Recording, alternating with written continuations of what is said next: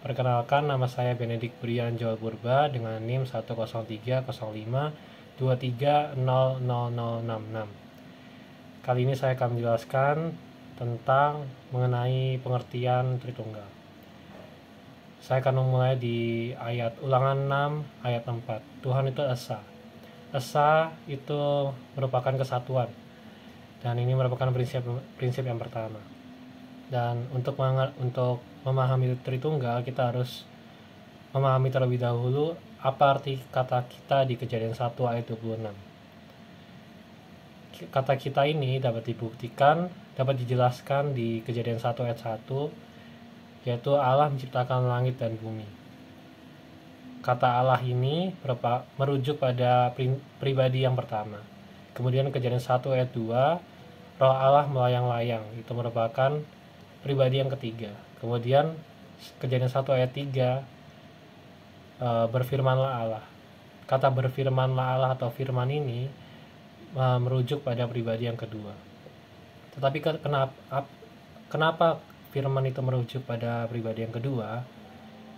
Itu dapat dibuktikan di Yohanes 1 ayat 1. Firman itu adalah Allah.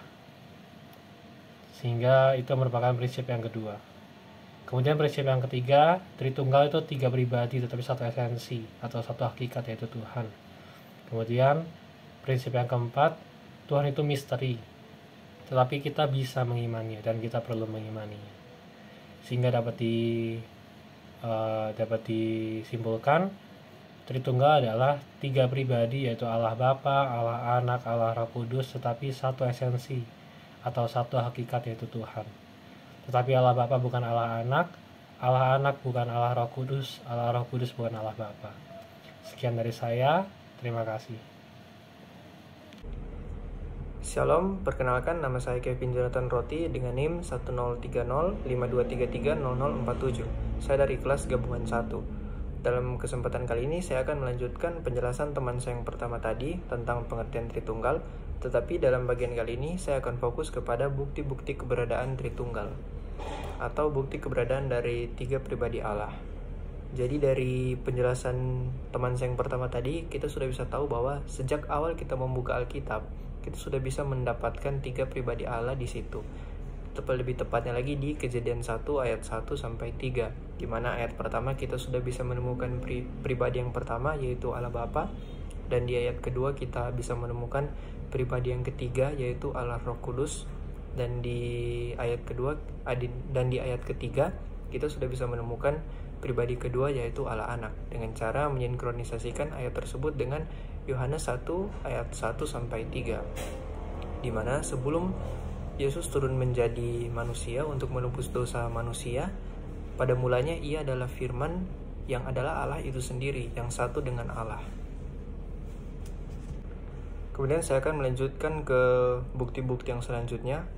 Kita bisa membaca dalam Kolose 1 ayat 16.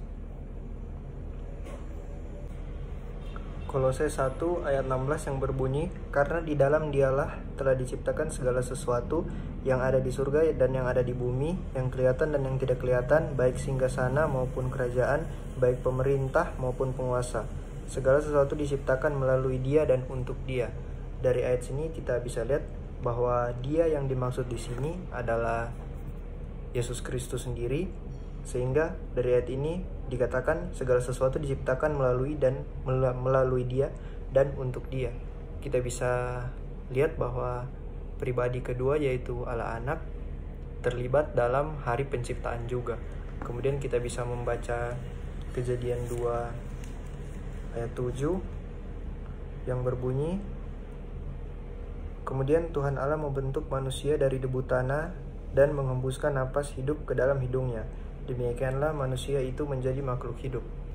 Di sini bisa kita lihat dengan jelas bahwa pribadi pertama, yaitu Allah Bapa, terlibat dalam penciptaan. Kemudian ayat yang terakhir, Ayub 33 ayat 4, Roh Allah telah menjadikan aku, dan napas yang maha kuasa membuat aku hidup. Bisa kita lihat jelas dituliskan bahwa Roh Allah telah menjadikan aku, artinya Roh Allah terlibat juga dalam penciptaan. Jadi dari 3 ayat tersebut bisa kita buktikan bahwa tiga pribadi Tuhan terlibat dalam penciptaan.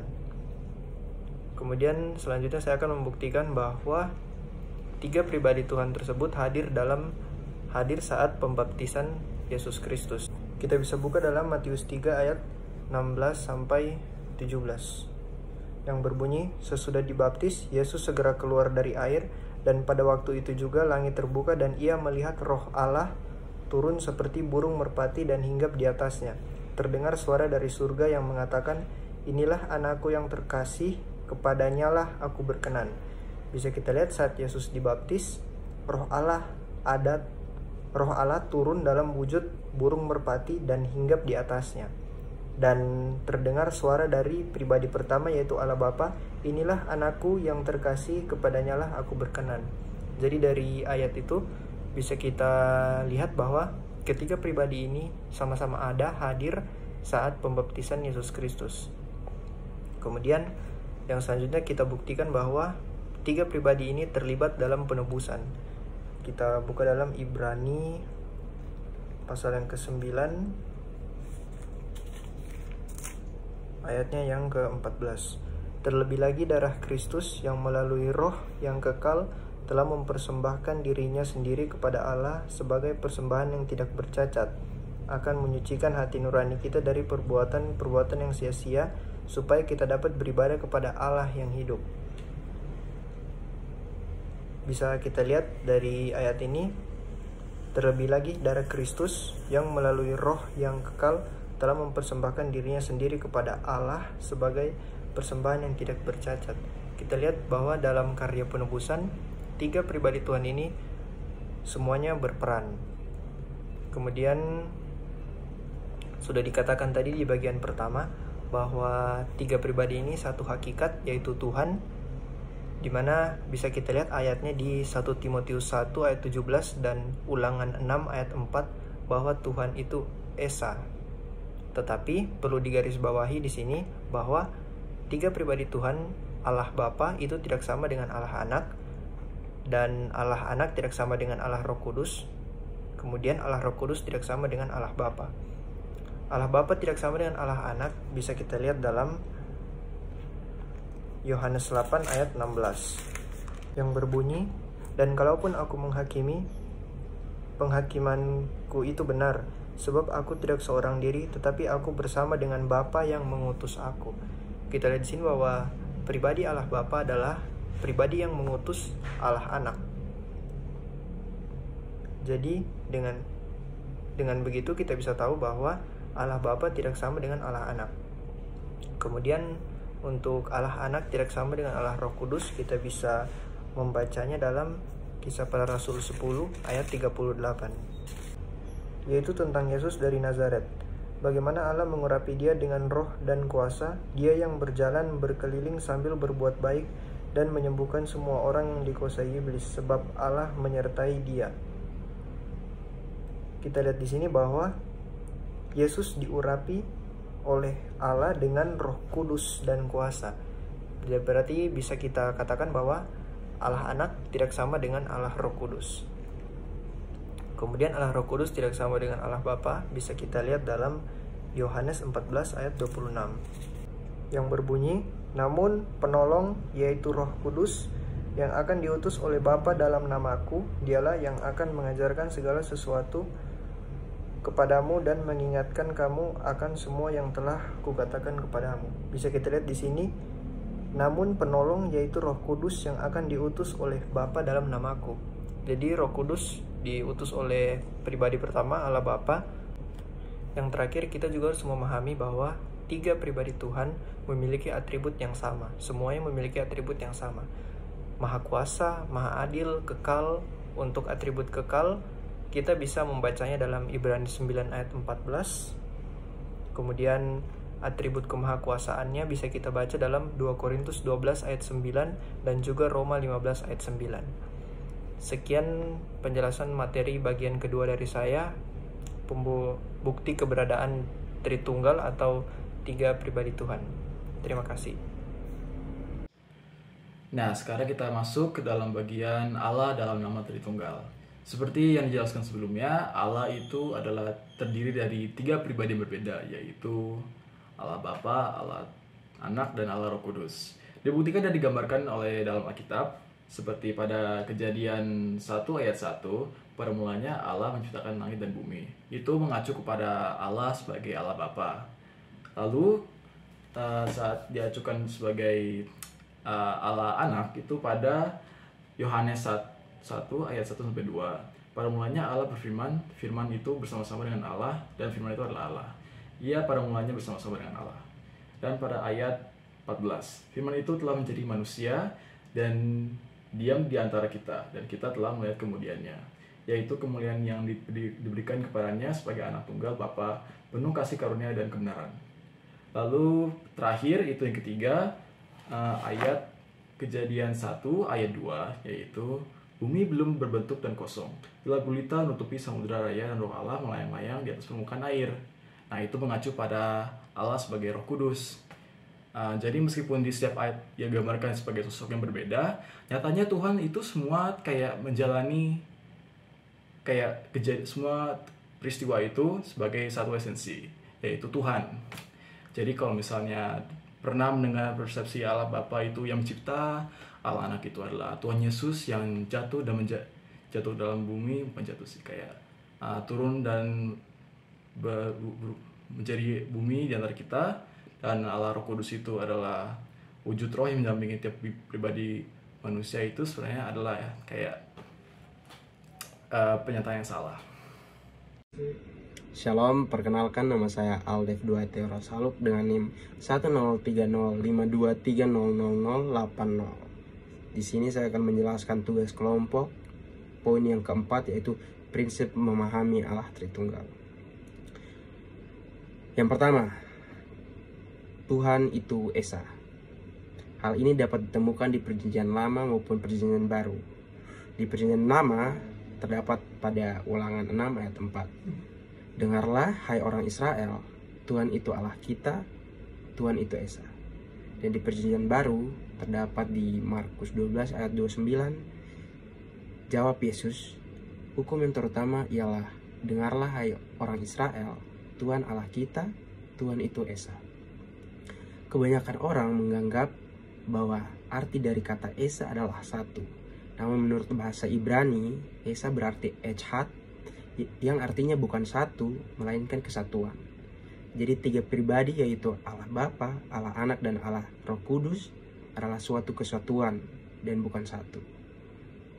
Lalu pada prinsip yang kedua, Alkitab banyak menjelaskan bahwa Tuhan itu Esa, yaitu Bapa, Anak, dan Roh Kudus.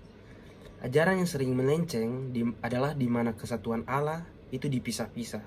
Misalnya, Allah Bapa mengerjakan penciptaan, lalu Allah Anak bekerja dalam misi keselamatan, dan Allah Roh Kudus tinggal bersama-sama dengan kita hingga sekarang.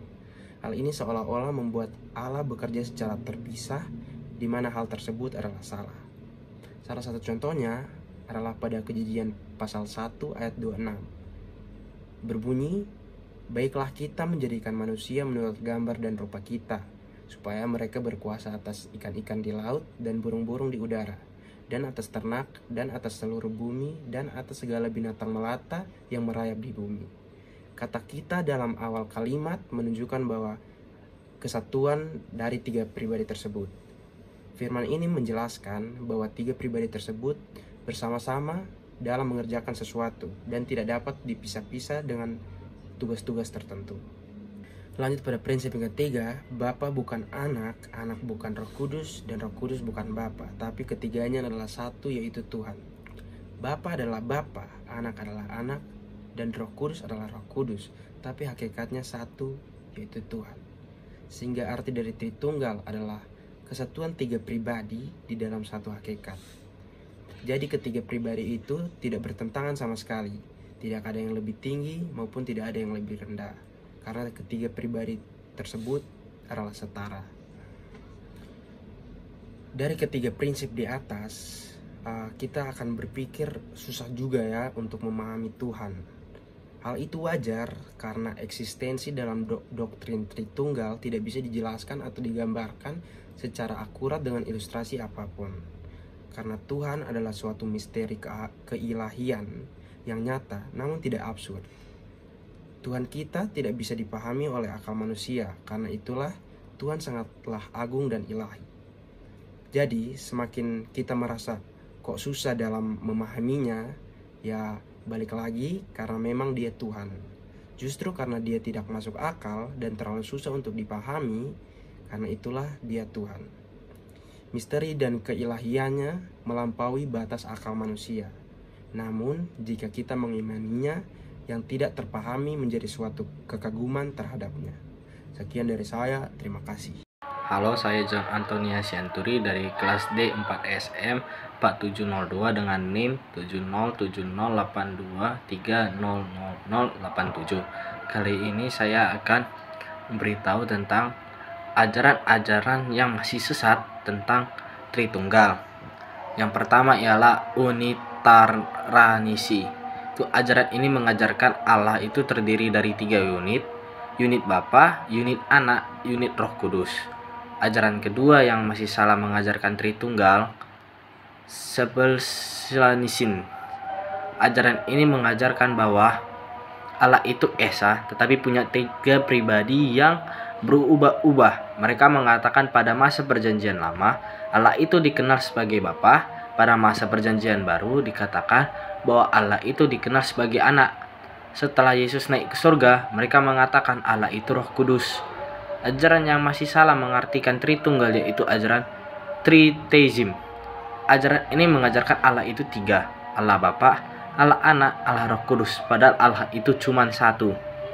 Ajaran yang masih salah juga tentang mengajarkan tentang pribadi Yesus Kristus. Yang pertama, ajaran Ebionism. Ajaran ini mengatakan Yesus cuma manusia, Yesus bukan Tuhan. Mereka menyangkal Yesus itu bukan Tuhan. Kedua, ajaran Docetism. Mereka mengajarkan Yesus itu bukan manusia, tetapi hanya Tuhan saja. Mereka menyangkal kemanusiaan Yesus Kristus. Ketiga, Arianism. Mereka mengajarkan Yesus itu bukan Tuhan, hanya mengakui dalam diri Yesus Kristus hanya ada unsur manusia saja. Ini salah ya. Dan yang keempat, Nestorianism. Ajaran ini mengajarkan mereka menyangkal kesatuan natural ilahi dan natur manusiawi Yesus. Bagi mereka, natur ilahi dan natur manusia itu terpisah dari diri Yesus. Kelima, Euthananism. Euthasianism. Mereka mengajarkan menyangkal perbedaan natur ilahi dan natur manusia Yesus. Menurut mereka, natur itu sama, padahal kedua natur itu dapat dibedakan. Keenam, Apollinarism. Mereka mereka mengajarkan kalau Yesus itu Tuhan dan Yesus juga manusia. Tetapi bagi mereka kemanusiaan Yesus tidak punya roh, hanya tubuh jasmani saja. Karena menurut mereka natur ilahi Yesus lah yang menggantikan roh dalam diri kemanusiaan Yesus. Inilah ajaran-ajaran yang masih sesat tentang Tritunggal. Sekian dari saya. Terima kasih. Dalam Yohanes pasal yang pertama, ayat yang pertama dituliskan bahwa Firman itu adalah Allah. Artinya, Firman atau Allah itu sendiri pada awalnya adalah berwujud roh. Itu tertulis dalam kitab Yohanes pasal yang keempat ayat yang ke-24. Lalu dalam kitab Yohanes pasal yang pertama ayat yang ke-14 dijelaskan bahwa turunlah firman itu ke dalam dunia dan menjadi sama seperti dengan manusia. Artinya Allah sendiri sudah berinkarnasi menjadi manusia yang bernama Yesus. Dan hal itu sudah dituliskan dalam Matius pasal pertama ayat yang ke-21. Jadi dapat disimpulkan bahwa Yesus itu adalah Allah. Karena pada dasarnya Allah Tritunggal itu mempunyai hakikat yang sama, tidak terpisah.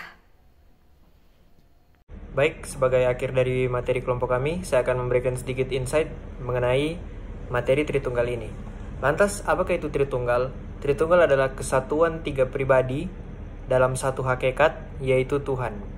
Ada sangat banyak bukti keberadaan Tritunggal dalam Alkitab. Bahkan sejak pertama kali kita membuka Alkitab, kita sudah bisa melihat 3 pribadi Allah, yaitu Allah Bapa, Allah Anak, dan Allah Roh Kudus. 3 pribadi ini sudah ada sejak awal, bahkan sebelum terciptanya alam semesta. 3 pribadi ini sudah bersama-sama sejak zaman perjanjian lama sampai zaman perjanjian baru, bahkan sampai sekarang. Banyak orang melakukan kesalahan saat mencoba memahami Tritunggal. Salah satunya yang paling sering adalah dengan memisah-misahkan 3 pribadi ini. Mereka bilang bahwa Allah Bapa adalah yang menciptakan, Allah Anak yang melakukan misi keselamatan turun ke dunia, dan Roh Kudus yang tinggal bersama-sama dengan kita di dunia. Tetapi ternyata itu salah, karena dari awal 3 pribadi tersebut selalu bersama-sama. 3 pribadi tersebut adalah kesatuan. Saat hari penciptaan, 3 pribadi semua itu terlibat, dan juga pada saat misi keselamatan 3 pribadi juga terlibat. Semua pribadi terlibat. Tetapi dalam memahami Tritunggal, kita juga tidak boleh menyamakan ketiga pribadi tersebut, karena Allah Bapa adalah Allah Bapa, Allah Anak adalah Allah Anak, dan Allah Roh Kudus adalah Allah Roh Kudus. Kemudian yang harus ditekankan juga dalam pemahaman Tritunggal yaitu adalah Allah itu esa. Allah itu adalah kesatuan, 3 pribadi dalam satu kesatuan, satu hakikat, yaitu Tuhan.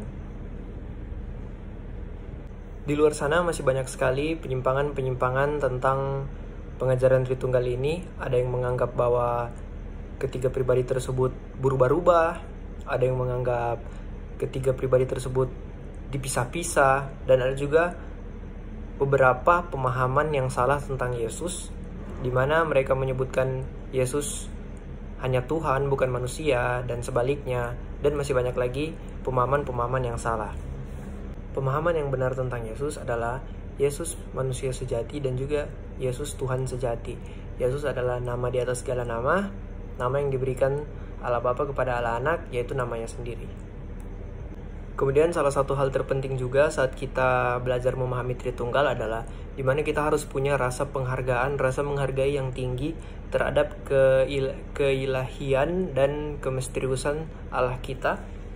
Karena ketika kita belajar Tritunggal, belajar memahami Tritunggal, kita sedang berbicara tentang sang pencipta yang kekal dan tak terbatas. Sedangkan kita hanyalah ciptaannya yang terbatas, yang mempunyai batas logika, batas akal, sehingga pastinya kita tidak akan mampu memahami secara penuh Allah kita sendiri. Tetapi satu hal yang harus kita ingat dalam mempelajari Tritunggal ini, khususnya mempelajari Tritunggal, iman kita harus mendahului pengertian. Karena dengan iman kita yang sungguh-sungguh kepada Tuhan Yesus, tentunya Roh Kudus akan hadir dalam hati kita sehingga bisa memberikan kita pengertian terhadap Tritunggal ini, tentang Allah kita.